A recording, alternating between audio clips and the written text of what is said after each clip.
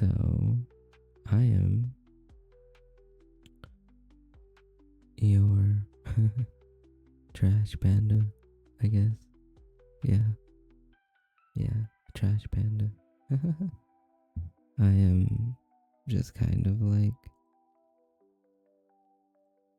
starting out with some like ASMR. My name is Yomi.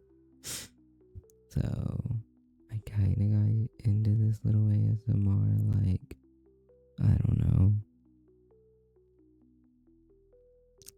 about like 3 weeks ago. I'm still kind of learning it as we go.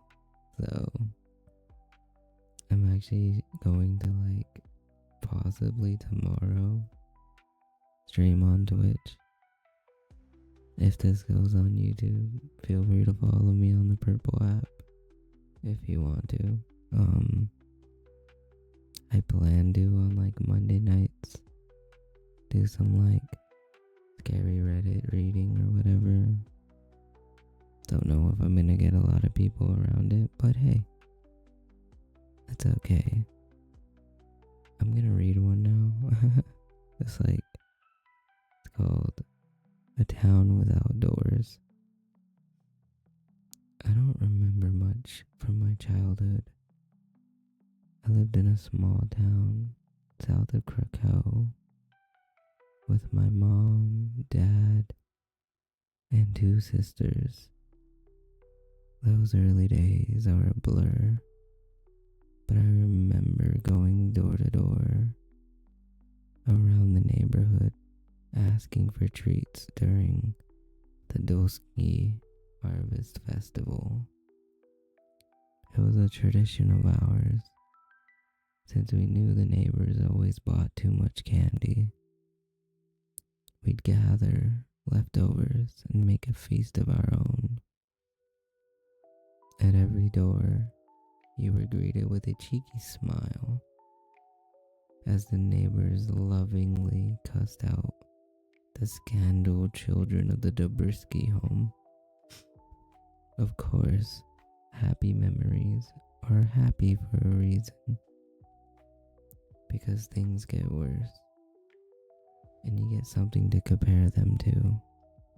My parents separated.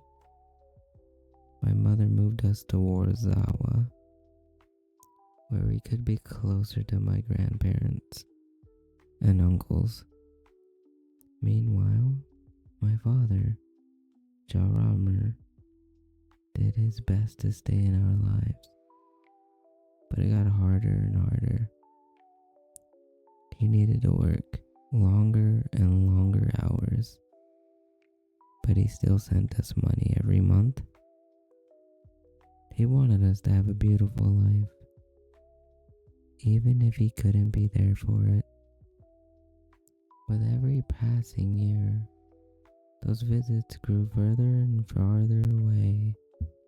First, we lost Easter, then Christmas, then the birthdays, and finally our yearly Dozinki Festival meetup. Last we heard of him, he was barely making ends meet. He wasn't sending money anymore, and over time, he disappeared into memory. My mother remarried. My sisters graduated. My older sister moved to Lubanja, while my younger went to Munich.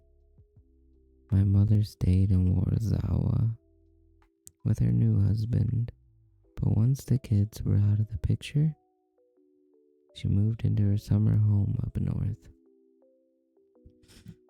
I love my mother dearly, but she's always had an eye for the luxurious, always planning the next trip, the next sun-baked afternoon.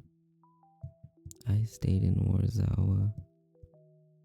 I got myself a degree in sociology and managed to hold on to a low-ranked government job at ZUS, overseeing private claims.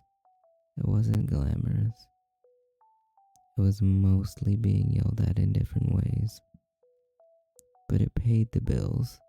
A mind-numbing battle of making decisions, defending them and making them again.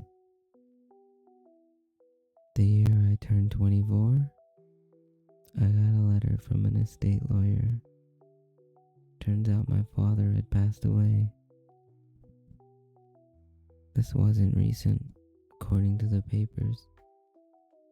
He passed away several years ago.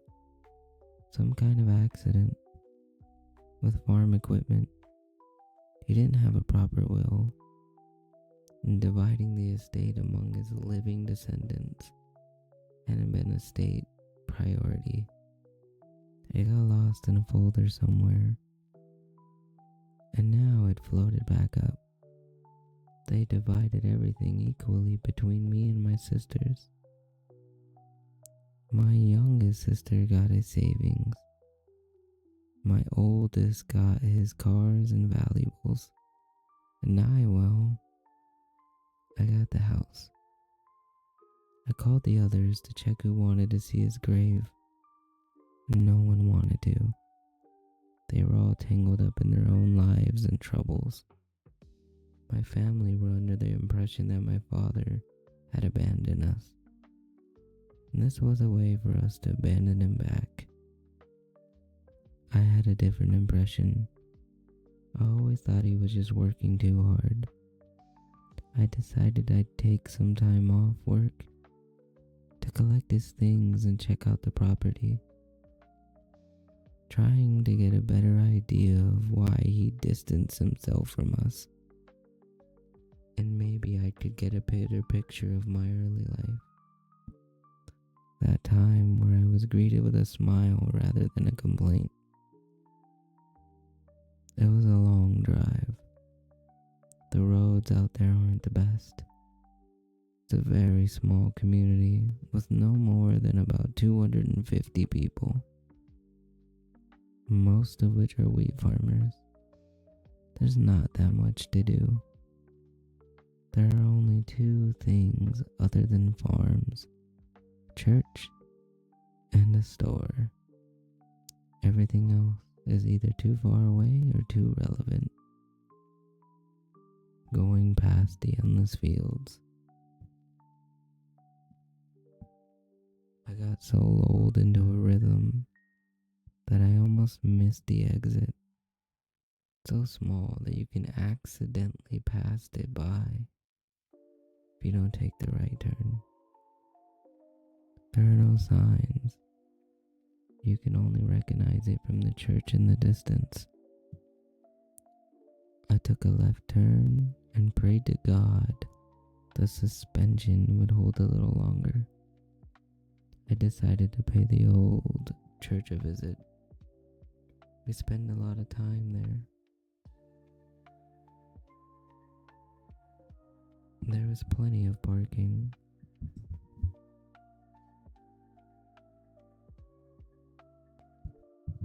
Sorry, it was smaller than I remembered. But then again, everything looked bigger back then.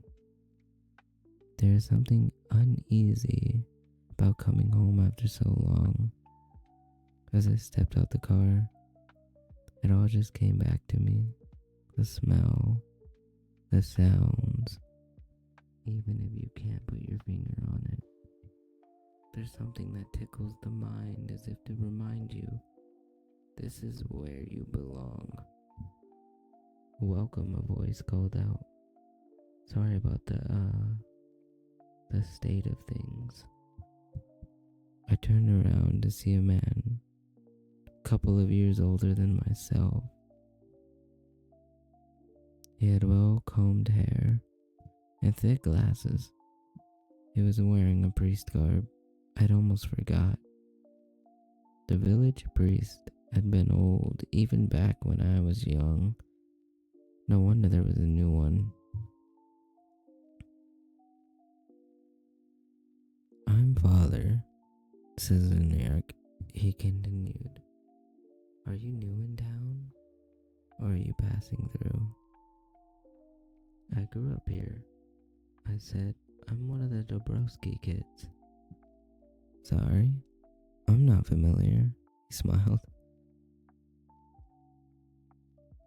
I only came here last winter to pick up the work from Father Golick.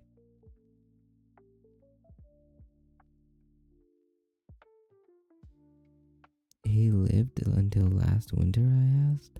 Are you sure? Quite so, he laughed. 101 years old. Can't believe it, I smiled. God really does have a sense of humor. Father Cizerniak showed me around. He told me his plans for refurbishing windows. But the one thing that irked him more than anything was the doors. See, they were gone. The church was wide open. It's a local superstition, he sighed.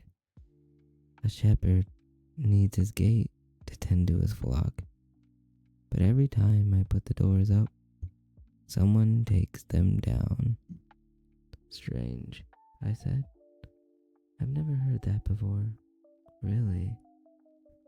I thought you were from the sea. Guess I've been too long, Father. The church looked naked in a way.